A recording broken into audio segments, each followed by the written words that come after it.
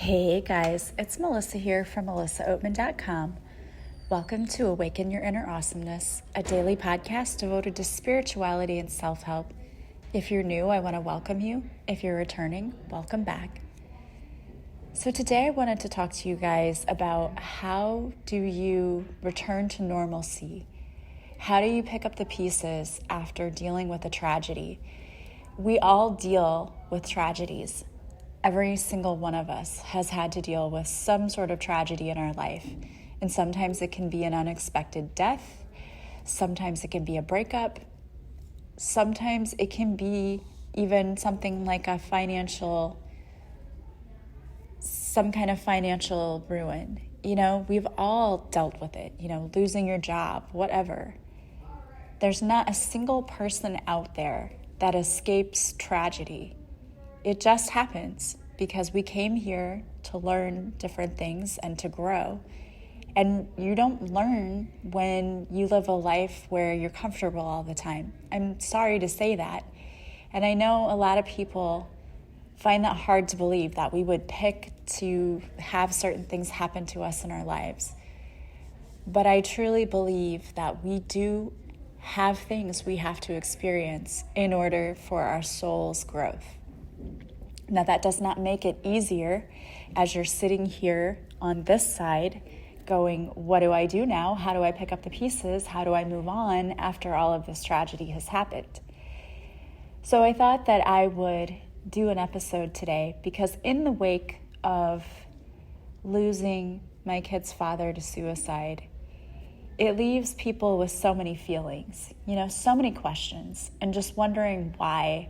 And how do you go on now living a life of normalcy? Because with my own kids, now we're faced with the question of, they haven't been in school all week and they need to start going back to school. They have to get through their senior year. And the question becomes, how do you return to normalcy? How do you get back into a routine? How do you move on? How do you pick up the pieces? How do you manage after a tragedy? So it doesn't really matter if it was a death or if it was, a breakup or a loss of a job, whatever.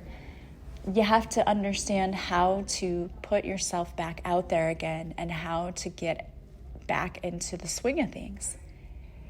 And people always have advice that they think is, just awesome. But the truth is, you have to deal with grief, loss in your own way. And no one can tell you how long it's going to take you to get over it.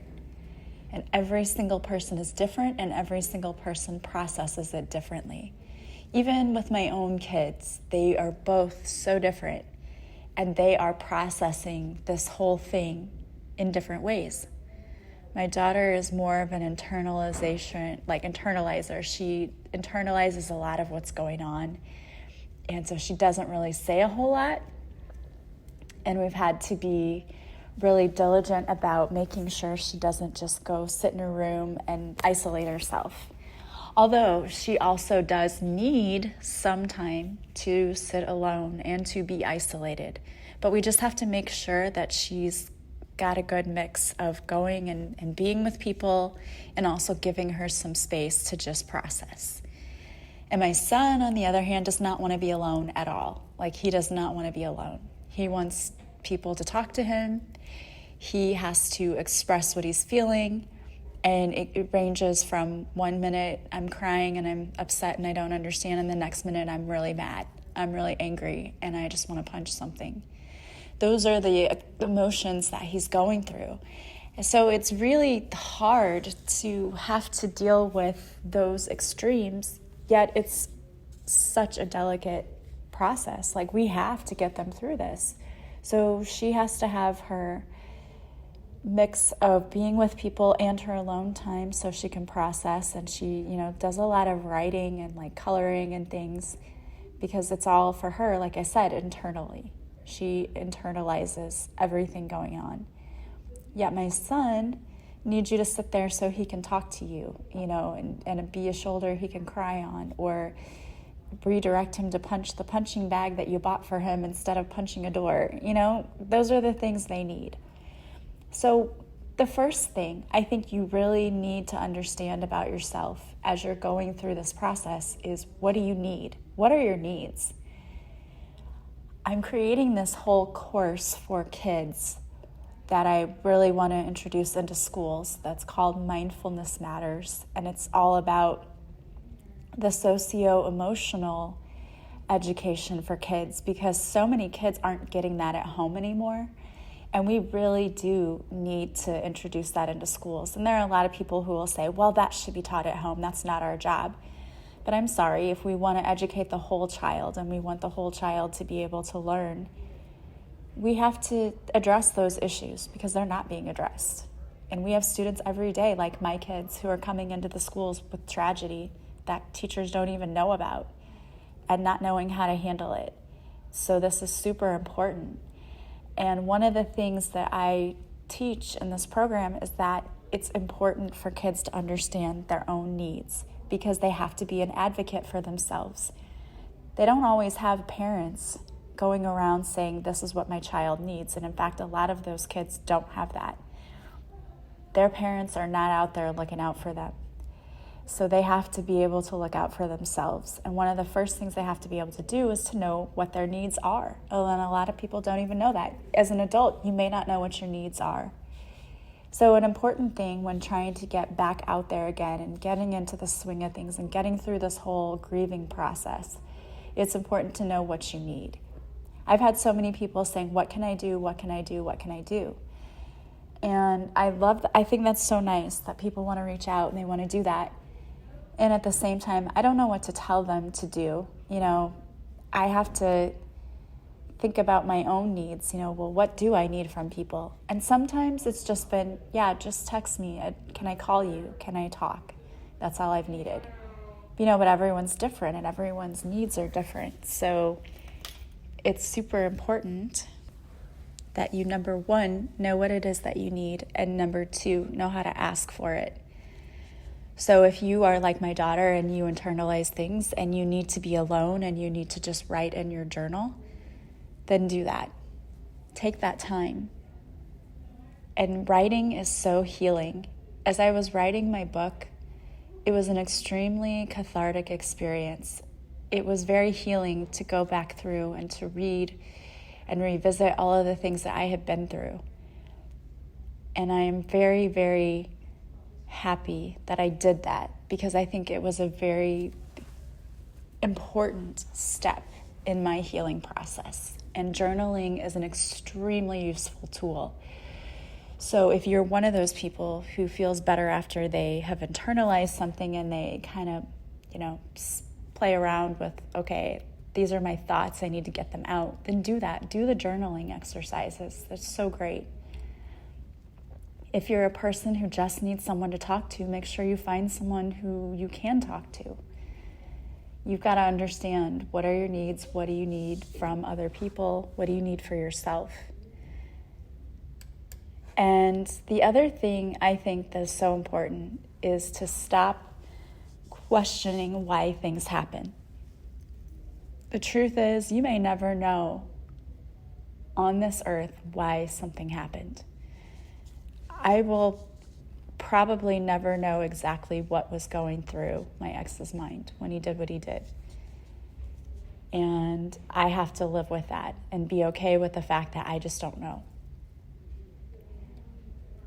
When you keep asking yourself why, it keeps you stuck in this, I need to have more information and I can't move on with my life if I don't know. When the truth is, it doesn't matter anyway. It doesn't matter why things happened. It doesn't mean that your life can't go on and you can't do different things. Sitting there and saying, why, you're just going to drive yourself insane. So just stop doing it. Get out of that mindset of you thinking you have to know all of the answers and have all of the reasons. The truth is, it's okay not to know. It's okay not to know. You don't have to have all of the answers. I think that's the most beautiful phrase And the most beautiful gift you can give yourself is to say, I don't have to have all the answers. Because it takes so much pressure off of you. You don't have to have all of the answers. But so many of us are always in the need to control every aspect of our life. And when we do that, again, it's like chasing your own tail. It really is. You're sitting here looking for answers that never come because maybe it's not for you to know. So instead of asking why, instead, try to put your energy into accepting that it is what it is. Instead of saying, why are my kids not going to be able to have a dad around now? Why it's not fair? Instead, accepting it and saying, okay, this happened. It wasn't fair. We don't like it, but it is what it is. It's the truth. And now we need to start accepting it. We can't control what happens to us, but we can absolutely control how we respond to things. So if you play the victim and you say to yourself, this isn't fair, and why, you're going to have a miserable life. You just are. Instead of saying, why is this happening to us? We have to change it to, why is this happening for us? There is a lesson in there. There really is. As hard as it is to imagine, when it's new and it's raw, you're going to say, what's the lesson? What in the world can I possibly learn from that? Whatever, and you may be angry. But there is a lesson, and it may come to you later, especially if you do the journaling. It may become apparent. Sometimes the lesson is simply, I learned how strong I am, and I learned that I can move on, and I can get on with life. Sometimes it's as simple as that. It's also so important during this time that you stop talking to yourself negatively. When you've had tragedy happen, even as good as you've been about paying attention to your thoughts and being positive, when something bad happens, it can cause you to totally regress and go backwards. But don't beat yourself up if that happens, because you're human and you are learning. But when that happens, pay attention to your thoughts and try to change those thoughts. Instead of saying like, oh, the rest of my life is never going to be the same and it isn't fair, change that script to, my life is going to be different now, but it can still be an awesome life. It's still a good life.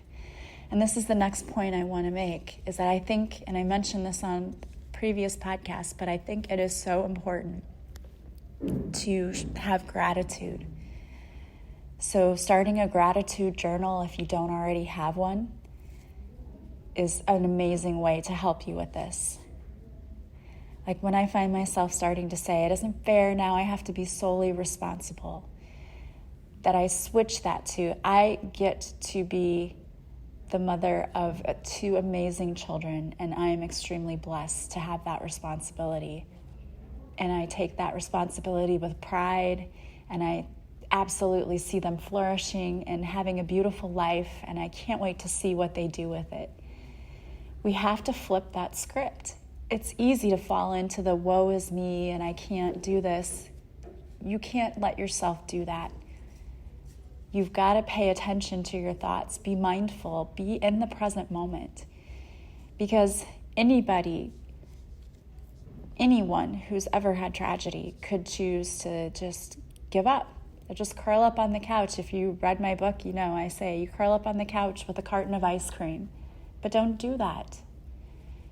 Don't do that. You don't want to be the Debbie Downer. And there's so many good things still to happen, still to come in life. I'm convinced that my first 42 years were a struggle because my last are going to be freaking amazing. It's not to say that I will never have challenges, but just in changing the way that I view life and the way that I view my circumstances and the things that happen around me has made life a lot easier for me. And there are a lot of things you can do after a tragedy. You can take that tragedy and turn it into something amazing. You know, a lot of people turn tragedies for them into awesome opportunities for others. They either turned their loved one's memory into a beautiful scholarship, or they formed organizations to help people. I remember that TV show, America's Most Wanted. I used to love watching that all of the time. And John Walsh, he was the victim of a tragedy. His son was abducted and murdered. And he could have, after that, said, "What's the point of life?" and just wanted to curl up. And he didn't. Instead, he created this TV show to help assist law enforcement so that they could find criminals. They could find and help solve unsolved cases. I mean, how great is that? And another person, Cindy Leitner, she had a tragic loss, but she turned it into an organization, Mothers of Drunk Drivers, and she used it to help educate others about the dangers of drinking and driving. And I think I even remember when we were in grade school, and high school, they always had MAD come out and talk to us, and I actually think it was called Mothers Against Drunk Driving, but they would come out and do all of these events, and you know, you never know how many lives they saved because they turned a tragedy into something positive. And even just me being open and honest and telling you guys what happened, because, you know, I could have gotten on here and just said, well, my children's dad passed away, and not really gone into detail, but something just said, no, like, be honest, just be open with what's happening. And the only reason that I wouldn't would be for my kids' benefit, you know, to protect them, but they don't listen to my podcast and they don't have friends who listen to my podcast. So I thought, okay, you need to be honest with this because there may be others who are suffering, or maybe your message needs to be heard by someone. And sure enough, all of these people reached out and said, I know exactly what you're going through. I went through the same thing. Even family members. I had a family member reach out and say when I was 11, you know, my sibling committed suicide, and I had forgotten totally that had happened, and because it's like a family member by marriage, and I thought, you know, there's so many people who are affected by this. There really, really are. And I've always thought that there should be some kind of stronger and bigger movement when it comes to mental illness and mental health and suicide prevention. And we have a lot of really great things out there, but I just think we're so far behind where we should be. It should be normal to talk about your mental health. It's not anything to be embarrassed or ashamed about. First of all, much of that is hereditary. And I know that it definitely was on his side of the family. But it's also treatable if you are consistent and get the right help. It's a difficult thing to treat and difficult to diagnose because there's so many different kinds of medications out there and you have to find the right one. So it takes diligence and it can be frustrating, but it's worth taking the time to make sure that you're getting the help you need. Excuse me. So we can take this tragedy and turn it into something good. You can turn it into something that helps others. And I say, of course, do that. Of course, that's what we should be doing. And I'm so thankful for all of the people who did do that and who have done that. Because we have so many amazing organizations from people who turned their tragedies into triumphs. And the main thing that you really need to remember is that when you go through something that's life-altering, it takes time to get through it. Grief is a process, and I did a podcast about this a while ago, so if you're suffering and going through that, go back and listen to it, because I talked to you about all of the stages of grief and how to get through them. And there's so many stages. You know, you'll have denial, and then anger, and then like the final stage is acceptance. But the thing is, you'll go back and forth sometimes through those different stages. You'll feel like you feel better, and then all of a sudden something triggers you. And it can be something little, something like going through your phone and then seeing a text from that person or seeing their name. That happened to me. I was going through and like, oh my gosh, I sent him a text that morning, not knowing that he was already gone. And those kinds of things can trigger you. And for some people, they even can put you into like a panic attack. I know my kids, that's one of the things that they've dealt with is panic attacks. When their emotions come on, it's like they just go into full-on panic attack mode. And when that starts, you have to help them to breathe and then tell them to think of 5 things in the room. It's like you have to redirect their brain to stop the brain from going into that panic attack.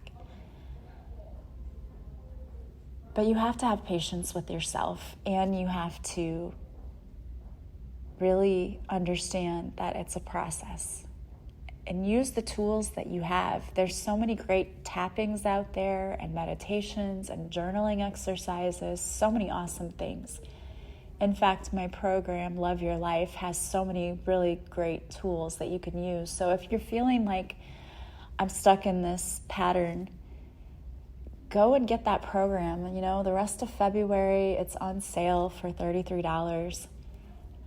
And I don't know, I may extend that. I feel like I should run some kind of special to help those who are going through grief. I just feel like it's weighing on my heart, like maybe running a specific session for grief, a coaching session or something. I don't know. I do feel like I need to do something and extend some kind of special to help those who are going through it as well, because it's tough.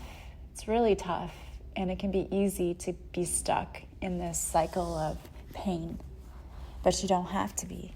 Absolutely don't have to be. It takes work, but if you work it, then the universe will work with you, and you can turn everything around. I truly believe that. So have patience with yourself, and don't forget to call on your team to help you. You have an entire spiritual team out there ready to help you. Check out the tools that are free out there. If you sign up for my website, you can get a free morning and evening meditation. And those meditations really do help. It helps you to clear your mind before you go to bed or when you get up in the morning. Clear your energy. Got some energy clearing meditations out there. You can do all of those things. But don't just sit there and not do anything, because you're going to stay stuck in this black hole that you're not going to be able to get out of. Do something to help yourself. You're worth it, okay? It's worth it. Whether that's booking a coaching session, or some people find doing past life regressions are healing, or taking the Love Your Life course, whatever you need to do, or getting my book. I keep talking about how my book is helpful, and it's about divorce, but honestly, it's about loss. It's about life-changing events that change you, but you allowing them to change you for the better. So if you've ever gone through anything, you don't have to be a woman. It doesn't have to be divorce. It can just be any moment in your life where you experience something dark. This book can help you. And I truly, truly believe that it was meant to be out there. And, again, the timing, it's not lost on me that the timing is incredibly ironic. No, my ex-husband was not upset about the book. I'm sure he wasn't overjoyed that he was in it, but I don't mention his name, and I'm not picking on him. I'm just retelling things from what happened from my point of view. And he was already aware of that and, had already apologized, and I apologized to him, and we had already made peace about everything. So I have no doubt in my mind that, we were good. We really were.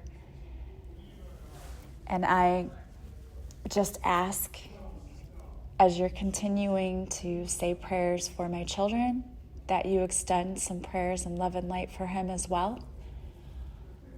I don't believe that people who commit suicide go to hell, and in fact, I don't believe in the traditional hell that we've all been taught about. I believe that his soul has gone to the other side and was greeted, and he has to review his life and see all of the choices he made and how they've affected other people and how he could have made different choices. So he needs healing as well. So I ask that you would not only continue to keep my children and I in your prayers and your thoughts, but his family and him as well. And I sincerely appreciate all of your well wishes, your prayers, positive vibes, everything. We have felt this so much. I want to thank you so much for that. And I want to thank you for being understanding, for me taking a break. I don't believe that I will do a Facebook Live next week, but I will resume my schedule the week after. So those of you who have been on my Facebook Lives, let me know whether you liked the single card reading or I did for the first time on my last reading, I did a stack of cards and did a message around like topics like money and love and just general messages. So if you like that, please let me know, because I will take that into consideration for the next week's Facebook Live. I want to thank you so much for joining me every day. I really, really, truly appreciate you. And the best compliment you can give me is to refer me to other people, either my podcast or my services or my book. If you bought my book and you really like it, please go and leave a review for me. I would really appreciate that. It will only take you 5 minutes, but it might be the difference between my book getting to people who need it or not getting to people who need it, because the more the book is reviewed, the more people see it. So I really appreciate those of you who've already done that. And those of you, if you would, I would really greatly appreciate it. I'm still running the contest that if you purchase my book and you take a picture of yourself on your social media with my book and you tag me in it, I will enter you to win a free session with me. And I am going to pick the winners March 14th. I have had several people enter, and you can get more than one entry if you do the picture on Facebook. That's one entry. Instagram would be their second entry. If you do Twitter, that's a third. So easy way to win a free reading with me. Also, I am still doing readings and sessions and everything. So if you'd like to work with me, don't hesitate to reach out. On my website, you can find all of the services I offer as well as where to purchase them. And when you're ready to book your session, just contact me and we will set it up for you. I meet with everyone through Zoom in all of my sessions, which is an online video chat program. I want to thank you so much to those of you who have subscribed to my podcast, who've left reviews, who've shared it with others. Please keep doing that. That is so helpful. Thank you. I appreciate that. And if you just want to reach out to me, don't hesitate. All of my contact information is in the description to the podcast. I love hearing from you. So please don't hesitate to reach out. Or if you'd like to work with me but you're not sure how, just reach out to me. Thank you, everyone. I hope that you have an amazing day that is filled with so many blessings. Just know that you can do this. You can get through this. You're going to be okay. You're going to be more than okay. You're going to have an amazing life. And I truly believe that. So thank you all. I love you all, and I will talk to you again soon.